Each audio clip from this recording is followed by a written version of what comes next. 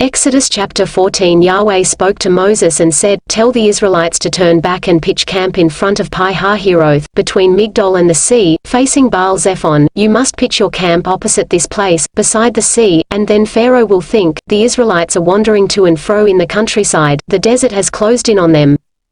I shall then make Pharaoh stubborn and he will set out in pursuit of them, and I shall win glory for myself at the expense of Pharaoh and his whole army, and then the Egyptians will know that I am Yahweh." And the Israelites did this.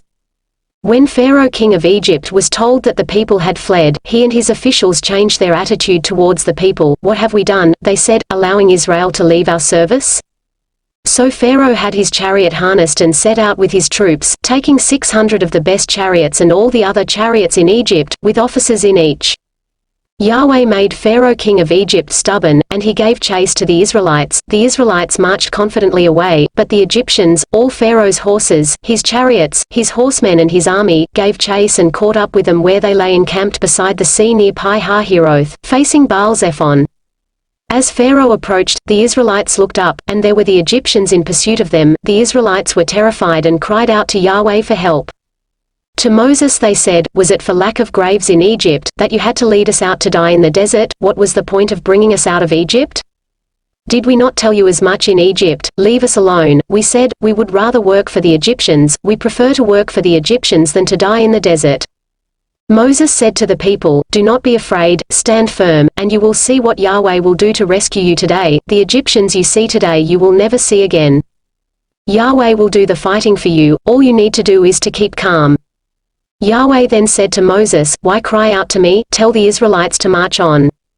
Your part is to raise your staff and stretch out your hand over the sea and divide it, so that the Israelites can walk through the sea on dry ground, while I, for my part, shall make the Egyptians so stubborn that they will follow them, and I shall win glory for myself at the expense of Pharaoh and all his army, chariots and horsemen.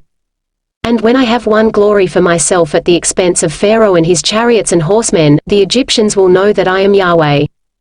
Then the angel of God, who preceded the army of Israel, changed station and followed behind them. The pillar of cloud moved from their front and took position behind them. It came between the army of the Egyptians and the army of Israel. The cloud was dark, and the night passed without the one drawing any closer to the other the whole night long.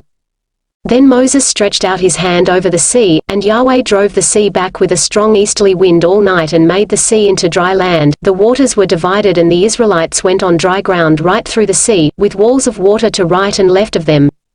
The Egyptians gave chase, and all Pharaoh's horses, chariots and horsemen went into the sea after them.